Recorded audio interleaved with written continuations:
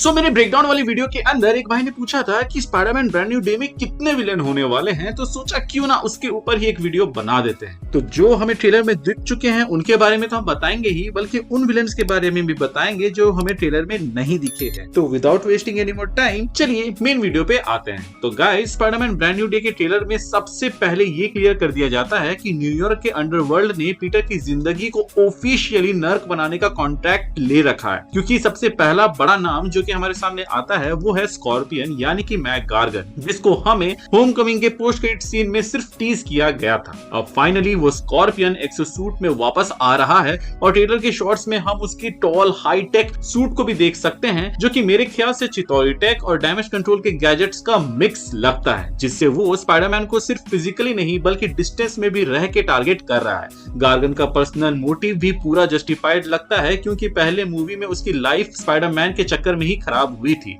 और इस वजह से ब्रांड न्यू डे उसका प्रॉपर रिवेंज आर्क हो सकता है। स्कॉर्पियन के साथ ही एक और स्पाइडर फ्लेवर्ड विलन इंट्रोड्यूस हो रहा है, जो कि है टैरेंटुला। कॉमिक्स में एंटोन मुगल एक hyper agile mercenary type character होता है, जिसके पास poison injecting spikes and lethal kicks होते हैं और ट्रेलर में हम साफ देख सकते हैं कि टैरेंटुला अपनी एजिलिटी का प्रदर्शन करते हुए स्पाइडरमैन को पॉइजन करने की कोशिश कर रहा था, पर उसमें वो मिस हो जाता है। उसकी एक्रोबैटिक फाइटिंग स्टाइल स्पाइडरमैन के खुद के मूवमेंट को मिरर करती है, बस डिफरेंस ये है कि पीटर लाइफ बचाने के लिए लड़ता है और टैरेंटुला लाइफ लेने के लिए। तीसरा फ्लैशी नाम है बूमरैंग। कॉमिक्स का फेडरिक मायर्स एक एक्स फीचर से असैसिन बना हुआ कैरेक्टर है, जो अपने ट्रिक बूमरैंग से काम निपटाता है और ब्रांड न्यू डे के ट्रेलर में उसके क्विक ग्लिम्पसेस मिलते हैं, जहां वो नियॉन लिट न्यूयॉर्क स्ट्रीट्स पर स्पाइडरमैन के साथ चेस सीक्वेंस में दिखता है। बूमरैंग और टैरेंटुला दोनों के शॉट्स ऐसे लगते हैं जैसे ये लोग शायद एक मोन्टाज या ओपनिंग एक्ट का पार्ट होंगे, जहां हमें दिखाया जाएगा कि स्पेल के बाद भी 4 साल गुजर चुके हैं और पीटर ने इन 4 सालों में स्ट्रीट लेवल क्राइम से डील करते हुए अपना फ्रेंडली नेबरहुड वाला टैग वापस से अर्न कैसे किया।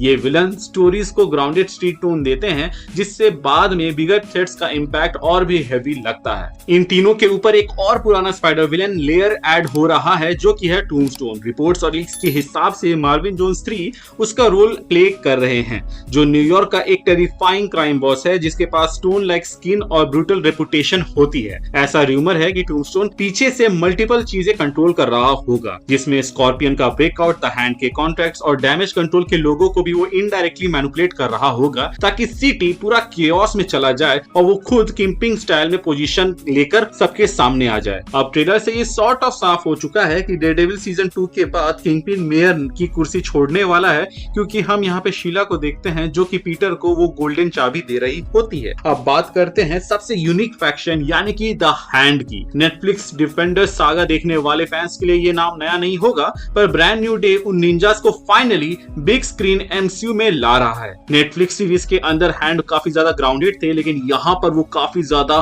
कूल वे में दिख रहे हैं। द हैंड को प्रिजन सीक्वेंस में दिखाया गया है, जहां स्पाइडी बहुत ही बेहतरीन तरीके से अपनी वेबिंग के मदद से उसकी स्वॉर्ड को तोड़ देता है। पर ये हैंड वहां गए क्यों हैं, ये थोड़ा सा सोचने वाला बात है। क्या वो वहां पर किसी मिस्टीरियस कैरेक्टर को छुड़ाने गए हैं, या वो वहां पे स्कॉर्पियन को छुड़ाने गए हैं, जैसा कि रूमर आ रहा है। इतना तो तय है कि ये काम टूम्बस्टोन ने करवाया होगा, क्योंकि द हैंड का स्पाइडर से डायरेक्ट कंफ्लिक्ट नहीं है, तो मोस्ट प्रोबेबली किसी ने सुपारी दी होगी द हैंड को कि जाके वो उसका काम करे, और इसी बीच स्पाइडरमैन आ गया होगा। इन सब के बीच में एक और बड़ा नाम है विलियम मस्गर, जिसको ट्रेमिली टिलमैन प्ले कर रहे हैं। रिपोर्ट्स के मुताबिक विलियम डैमेज कंट्रोल का नया बॉस है, जिसका एजेंडा सिर्फ कोलैटरल क्लीनअप नहीं बल्कि एक्टिव एंटी म्यूटेंट कैंपेन चलाना है, स्पेशली अपकमिंग यंग म्यूटेंट, जिसे सैडी सिंह प्ले कर रही है। ट्रेलर की line danger we can't control one we can't see clearly इसी मेटा ह्यूमन थ्रेट की तरफ पॉइंट आउट कर रहा है, जहां विलियम स्पाइडरमैन को भी एक अनकंट्रोल प्रॉब्लम के रूप में देखता है, पर कुछ कर नहीं सकता, क्योंकि मेयर ने खुद सिटी की चाबी दी हुई है स्पाइडरमैन को। इसीलिए डैमेज कंट्रोल यहाँ पे स्पाइडरमैन को इतने अच्छे से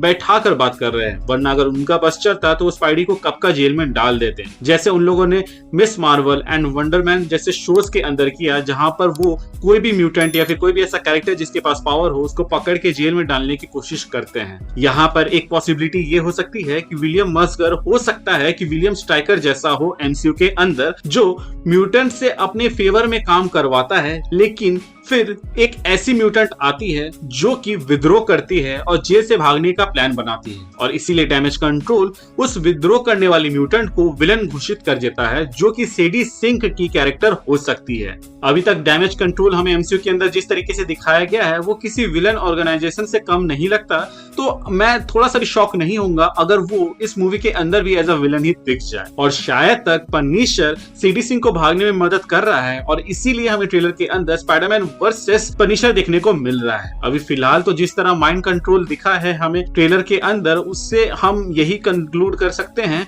कि ये पर्पल मैन हो सकता है या फिर शाथरा होगी, क्योंकि स्पाइडरमैन के रोग गैलरी में माइंड कंट्रोल करने वाले बहुत ही लिमिटेड कैरेक्टर्स है। पर अगर र्यूमर की माने तो सेडी सिंह का कैरेक्टर जीन ग्रे या फिर रेचल समर हो सकती है। जीन ग्रे तो माइंड कंट्रोल करती है, वो हम लोगों ने देख रखा है, लेकिन अगर हम रेचल समर की बात करें तो उसका माइंड कंट्रोल डिपेंड करता है फिनिक्स फोर्स के ऊपर, जो कि उसको पावर अप करता है। खैर जो भी हो, ये माइंड कंट्रोल वाला विलन काफी डेंजरस होगा, क्योंकि ना सिर्फ उसको पकड़ना मुश्किल है बल्कि वो बैनर को हल्क में बदल के स्पाइडरमैन से लड़ाई कर सकती है, विच मीन्स कि हम हल्क को भी सॉर्ट ऑफ विलन कैटेगरी में डाल सकते हैं फॉर टाइम बीइंग। यानी कि हमें स्पाइडरमैन वर्सेस हल्क देखने को मिल सकता है सिर्फ इस माइंड कंट्रोल विलन के वजह से। अब विलन्स की लिस्ट में सिर्फ ट्रेडिशनल बैड गाइज को हमें नहीं रखना चाहिए, क्योंकि कुछ रिपोर्ट्स की माने तो ब्रांड न्यू डे में पनिशर भी विलन कैटेगरी के अंदर आएगा, जो कि सच भी हो सकता है, क्योंकि स्पाइडरमैन और पनिशर के बीच का कॉन्फ्लिक्ट हमें ट्रेलर में तो दिख ही रहा है। And being a anti hero, Frank obviously Peter का साथ देगा मूवी के एंड में, पर शुरुआत शायद तक इन लोगों की अच्छी ना हो और ये दोनों हमें लड़ते हुए दिखे। फ्रैंक कैसल का प्रॉब्लम हमेशा से यही रहा है कि वो क्रिमिनल्स को परमानेंटली एलिमिनेट करना चाहता है,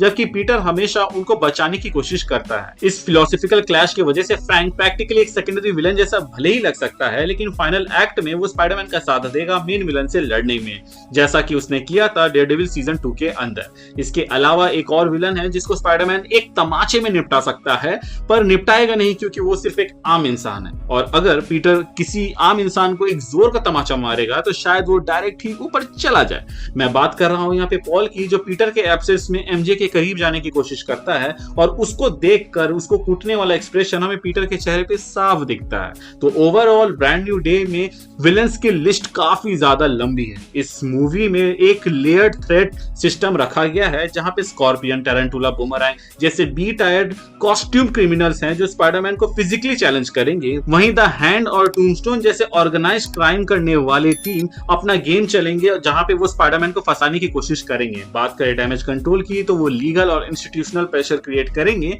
वहीं मिस्ट्री माइंड कंट्रोल विलन के बारे में तो हम भाई एक डेडिकेटेड वीडियो के अंदर बात कर सकते हैं। प्लस पनिशर और हल्क के बारे में क्या कहना, जो कि कब खतरा बन जाए हमें खुद भी नहीं पता। ये सब मिलके एक ऐसी फिल्म प्रॉमिस करते हैं जहां पीटर पार्कर के खिलाफ सिर्फ एक विलन नहीं बल्कि पूरा सिस्टम खड़ा होगा, और इसी वजह से ब्रांड न्यू डे अब तक का सबसे डार्क, सबसे क्राउडेड रोग गैलरी वाला चैप्टर बन सकता है किसी स्पाइडरमैन के लाइव एक्शन मूवी के अंदर, जो कि देखने में काफी ज्यादा मजा आएगा, क्योंकि स्पाइडरमैन इन सब से कैसे कम बैक करता है और फिर उन्हें हराता है, ये बहुत ही ज्यादा दिलचस्प होगा। तो गाइज आज के लिए बस इतना ही। अगर आपके मन में भी ऐसा कोई सवाल हो स्पाइडरमैन ब्रांड न्यू डे से जुड़ा हुआ, आप हमें कमेंट सेक्शन में पूछ सकते हैं, हम उसको अपने अगले वीडियो में कवर करने की पूरी कोशिश करेंगे। मिलते हैं एक नए वीडियो में नए टॉपिक के साथ, तब तक के लिए बाय बाय।